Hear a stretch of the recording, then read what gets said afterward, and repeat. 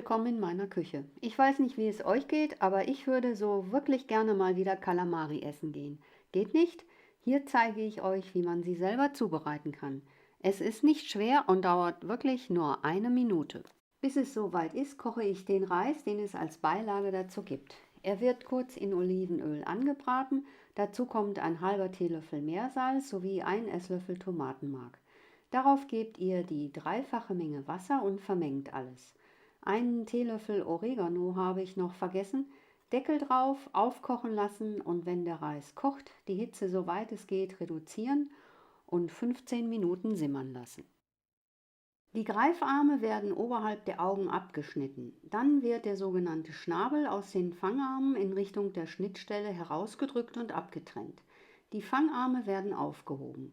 Anschließend werden die Flossen abgezogen und ebenso die eventuell noch vorhandene Haut, die bei meinem Kalmar hier leider schon entfernt war. Dann ziehe ich die Eingeweide aus dem Tier, indem ich sie mit dem Messer auf die Unterlage drücke und am anderen Ende ziehe. Und was hier aussieht wie ein Stück Plastik, ist der sogenannte Schulp und vollkommen in Ordnung. Was sich noch an gallertartiger Masse im Kalmar befindet, wird mit dem Messerrücken herausgeschoben. Dann positioniere ich den Kalmar so, dass die Kerbe, die sich im Mantel befindet, am oberen Rand liegt. Sie wirkt wie eine natürliche Knickstelle. Danach schneide ich noch einen kleinen Streifen vom Rand des Mantels ab und mache dann Einschnitte von vielleicht 12 mm Breite über die gesamte Länge. Die von mir abgewandte Seite bleibt also intakt und hält den Mantel weiterhin zusammen. Die Eingeweide werden entsorgt und nein, es ist keine wirklich appetitliche Angelegenheit. Anschließend werden die so vorbereiteten Tintenfischstuben vorsichtig gewaschen, wobei Reste der Eingeweide ausgespült werden. Die Fangarme sollten ebenfalls gründlich gereinigt werden, da sich in den Saugnäpfen Sand befinden kann. Die dunklen Stellen der Außenhaut können bleiben. Dann gebe ich einen Teelöffel Backpulver über den Kalmar, verteile es gleichmäßig und lasse es 10 Minuten einwirken, bevor es wieder abgespült wird.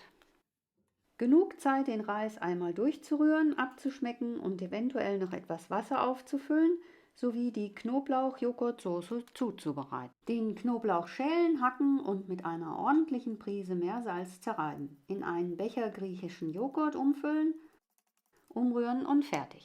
Damit das Anrichten gleich schneller geht, bereite ich die Präsentation der Knoblauchcreme schon vor. In ein Schüsselchen gebe ich 2 sich gegenüberliegende Salatblätter, befülle sie mit der Creme und einer Olive und stelle sie griffbereit hin.